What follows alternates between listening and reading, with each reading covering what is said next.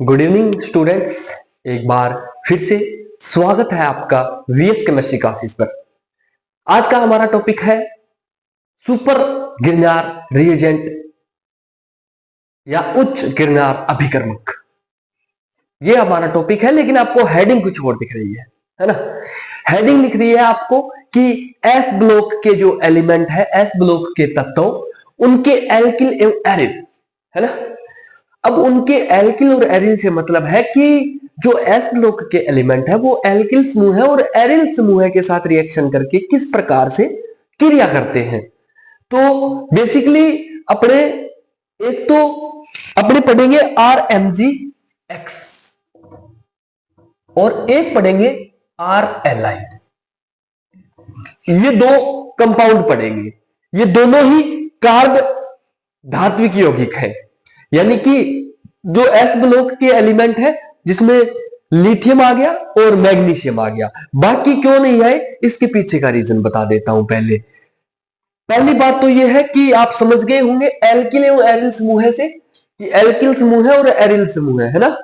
Alkyl समूह है और एरिल समूह है एस ब्लॉक एलिमेंट के साथ किस प्रकार से क्रिया करते हैं, तो वो है। अब पहली बात करें तो एल्किल समूह से मतलब हाइड्रोकार्बन समूह है। हाइड्रोकार्बन समूहों के साथ इनकी अभिक्रिया बतानी है, लेकिन वो इनका कोई यूज वगैरह नहीं है। इंपॉर्टेंट की बात करूं तो इंपॉर्टेंट है इनके कार्ब धात्विक यौगिक। अब बात आती है कि सर कार्ब धात्विक यौगिक क्या होते हैं। अरे कार्ब धात्विक यौगिक वे होते हैं जो कार्बन के साथ धातु सीधी बॉन्ड बना ले। यहां पे लिथियम, मैग्नीशियम या कोई भी मेटल, कोई भी धातु कार्बन के साथ अगर सीधे बंध से जुड़ी हुई है, इनको कहते हैं ऑर्गेनोमेटालिक या कार्ब धात्विक यौगिक। अच्छा, इनकी विशेषता क्या होती है? इनकी विशेषता ये होती है कि इस बॉन्ड में जब भी ये बॉन्ड बनता है तो धातु पे तो प्लस आवेश होता है और कार्बन पे माइनस आवेश होता है। ये बात याद रखनी है, जिस वजह से ये जो कार्बन और धातु मेटल के बीच में बॉन्ड होता है, इसके अंदर ध्रुवणता आ जाती है। आपने जितने भी यौगिक कार्बन के पढ़े होंगे वहां पे कार्बन पे आप प्लस आवेश ही पढ़ोगे। सिर्फ ऑर्गेनोमेटालिक ही ऐसे कंपाउंड है जहां पर कार्बन पे नेगेटिव चार्ज आता है, कार्बन पे माइनस आवेश आता है, जिस वजह से ये धातु के साथ बंध बढ़ाता है। जिन यौगिकों को कार्ब धात्विक यौगिक कहा जाता है। बहुत इंपॉर्टेंट होते हैं ये ऑर्गेनोमेटालिक कंपाउंड जो होते हैं। कैसे होते हैं? आपने नाम सुना होगा RMGX, गिरनार अभिकर्मक। बहुत ज्यादा उत्प्रेरकों के रूप में काम में लिया जाता है। बहुत ज्यादा रासायनिक संश्लेषणों में इसका कार्य होता है। वहीं पर अभी आज का हमारा टॉपिक है कार्ब लिथियम। कार्ब लिथियम की बात करूं तो यानी कि आर यानी एल्किल समूह है, क्रिया किसके बॉन्ड किसके साथ बना रहा हो? लिथियम के साथ। यहां पे सिर्फ सीधा सा बॉन्ड बनेगा कार्बन और लिथियम के बीच में। इस यौगिक को कहेंगे हम कार्ब लिथियम यौगिक। ठीक है। उसके बाद में बात आती है कि सर इसको सुपर गिरनार अभिकर्मक कहते हैं। हमने सुना है कि कार्ब लिथियम जो होता है RLI, उसको सुपर गिरनार अभिकर्मक कहते हैं। सर गिरनार अभिकर्मक तो आपका RMGX होता है ना, ये होता है ना सर, फिर इसको क्यों कहते हैं? अरे इसको इसलिए कहते हैं जहां ये काम नहीं आता वहां ये काम आता है। जहां पर ये काम नहीं आता वहां पर ये काम आता। खोटा सिक्का है। अरे ये कार्ब लिथियम जो यौगिक है ये खोटा सिक्का है।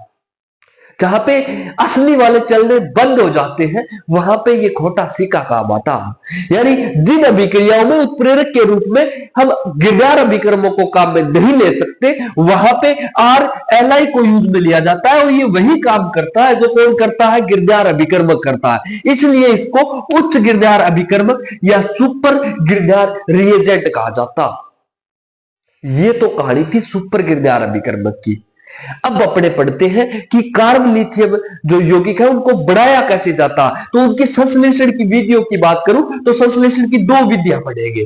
पहली विधि क्या है? जिसमें alkyl halide RCl, alkyl halide की अभिक्रिया डायरेक्ट लिथियम के साथ करवा दी जाती है और आपका क्या बढ़ जाता है? कार्ब लिथियम यौगिक बढ़ जाता है, एल्किल लिथियम बढ़ जाता है। और साथ में क्या? लिथियम क्लोराइड यानी कि लिथियम हैलाइड बाई प्रोडक्ट बन जाता है। पहली विधि। दूसरी विधि यह क्या है? दूसरी विधि यह है कि एल्किल लिथियम यौगिकों की अभिक्रिया हाइड्रोकार्बन्स के साथ C6H6, ये क्या है? बेंजीन, इनके साथ करवाई जाती है तो क्या बढ़ेगा, तो वही बात है, तो यहां पे क्या बढ़ जाएगा, एल्किल लिथियम RLI, ठीक है, और साथ में एल्केन बढ़ जाती है। अब ये तो थी आपकी संश्लेषण की विधियां, समझ गए। उसके बाद में बात आती है कि सर इनके भौतिक गुण कैसे होते हैं, इनकी फिजिकल प्रॉपर्टी कैसी होती है। तो फिजिकल प्रॉपर्टी की अगर मैं बात करूं, भौतिक गुणों की अगर मैं बात करूं, तो वो क्या होगी, तो फिजिकल प्रॉपर्टी क्या होती है भी किसी भी चीज की, यानी कि सर फिजिकल प्रॉपर्टी से तो मतलब यही है कि सर उसकी गलनांक कैसा होगा, उसकी भौतिक अवस्था कैसी होगी, उसका क्वथनांक कैसा होगा। भाई फिजिकल और केमिकल दो प्रॉपर्टी होती है किसी भी यौगिक की। तो अब बात करते हैं इनके फिजिकल और केमिकल प्रॉपर्टी की। तो सबसे पहले बात आती है फिजिकल प्रॉपर्टी की। सामान्य रूप से ये द्रव अवस्था में पाए जाते हैं। पहली बात तो ये द्रव अवस्था में मिलेंगे, हो सकता है ठोस हो, ठोस भी होंगे तो कम गलनांक वाले, यानी थोड़ा सा गर्म करते ही पिघल जाएंगे, थोड़ा सा गर्म किया पिघल गया, बहुत जल्दी पिघलता है।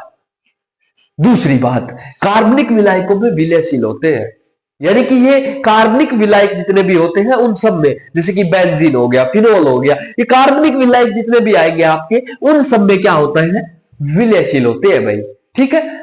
ठीक है सर, विद्युत के मंद चालक होते हैं भाई, ये कार्ब लिथियम जो यौगिक होते हैं ये विद्युत के मंद चालक होते हैं। क्यों, क्योंकि आपको पहले ही बताया, ये कार्बन और लिथियम के बीच में ये जो बॉन्ड बनता है, यहाँ पे कार्बन पे आंशिक ऋणावेश और इस पे आंशिक धनावेश रहता है, जिस वजह से इस बॉन्ड में ध्रुवणता आ जाती है, और इस ध्रुवणता की वजह से ये विद्युत का थोड़ा बहुत तो चालन करते ही है, इसलिए ये विद्युत के मंद चालक है, ठीक है।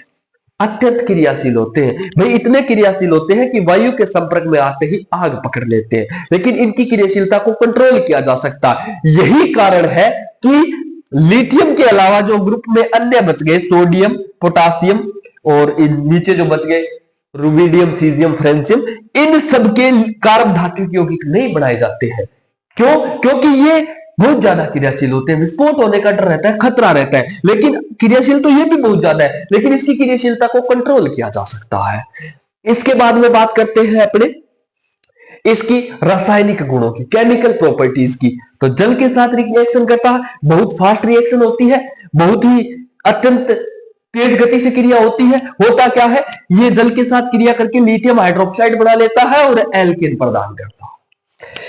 हेलोजन के साथ क्रिया, अब हेलोजन कौन से होते हैं, वर्ग 17, फिर कल बाहर आई आंटी, फ्लोरीन, क्लोरीन, ब्रोमीन और आयोडीन, हेलोजन ग्रुप, हेलोजन समूह है, पीरियोडिक टेबल का वर्ग 17। हेलोजन क्यों कहा जाता है कि जैसे ही हम किसी के साथ मिलते हैं तो हेलो करते हैं, वैसे ही ये रेडी रहते हैं हेलो करने के लिए, अभिक्रिया करने के लिए तैयार रहते हैं। कोई भी पास में आएगा बोलेगा हेलो भैया आ जाओ मिला लो हाथ, इसलिए इनको क्या कहा जाता है, हेलोजन कहा जाता है। अब ये हेलोजनों के साथ क्रिया कैसे करते हैं, क्रिया इस प्रकार से करते हैं, कार्ब लिथियम यौगिकों की क्रिया जब हेलोजन के साथ होती है तो एल्किल हैलाइड और लिथियम हैलाइड बनता है। यहां पे क्या, एल्किल ब्रोमाइड और लिथियम ब्रोमाइड बन गया, क्योंकि हेलोजन के रूप में मैंने ब्रोमीन का यूज किया था। अम्लों के साथ क्रिया, अब कोई भी चीज की अगर हम रासायनिक क्रिया पढ़ रहे हैं, रासायनिक गुण पढ़ रहे हैं और अम्लों के साथ अगर अभिक्रिया नहीं पढ़ रहे हैं तो ज्यादती हो जाएगी, है ना।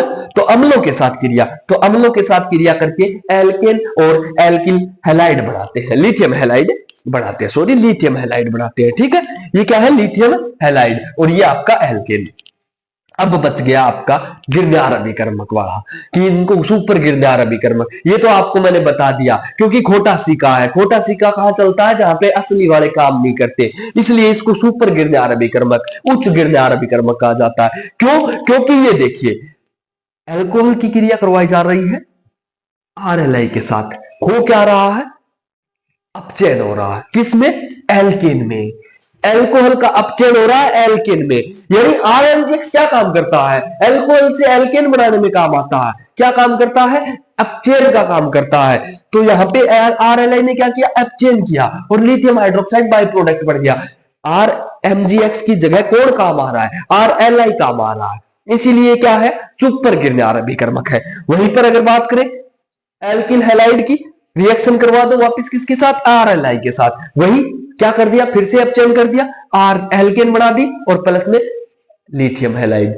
ये है आपके इसके कार्ब लिथियम यौगिकों के रासायनिक गुण। और भी बहुत सारे होते हैं, अमोनिया के साथ भी क्रिया होती है, और भी बहुत सारे इसके हैं, लेकिन ये मुख्य मुख्य आपके यहां तक है, कवर हो जाएगा आपके बीएससी लेवल में, ये कवर हो जाएगा, ये इतना लिख दोगे काफी है। अच्छा, इसके बाद में एक चीज और बच गई, क्या बच गई? स्ट्रक्चर बच गई भाई, संरचना। अरे सर संरचना कैसी होती है? चतुष्फलकीय है, चतुष्फलकीय है, चतुष्फलकीय संरचना। कैसे? ये CH3Li4, CH3Li4 यानी ये RLi कार्बन के साथ लिथियम की जो बॉन्ड बनती है वो इस प्रकार से बढ़ के ये एक घन रूप में क्या कर लेते हैं? चतुष्फलक के रूप में क्या कर लेते हैं? संरचना धारण कर लेते हैं। इसको नोट कर लेना, थोड़ा बना लेना, इसको थोड़ा सा टिपिकल है, देखो समझ में आ जाएगा। ये था आपका कार्ब लिथियम यौगिक या सुपर गिरदार अभिकर्मक, या बोल सकते हो कि एस ब्लॉक तत्वों के एल्किल एरिल हैलाइड। अब इसके बाद में एक तो आपका डाई मैग्नीशियम यौगिक बच गए, डाई मैग्नीशियम एल्किल यौगिक बच गए, और इसके अलावा बच गया गिरदार अभिकर्मक। वो पढ़ते ही आपकी ये यूनिट कंप्लीट हो जाएगी। अगर आप इसी क्लास में जुड़े हो तो चैनल पे सारी की सारी प्लेलिस्ट मौजूद है, बहुत सारी यूनिट अपने ने कंप्लीट कर चुके हैं। उन यूनिट को आप जो भी यूनिट आप पढ़ना चाहो वो जाकर देख सकते हो।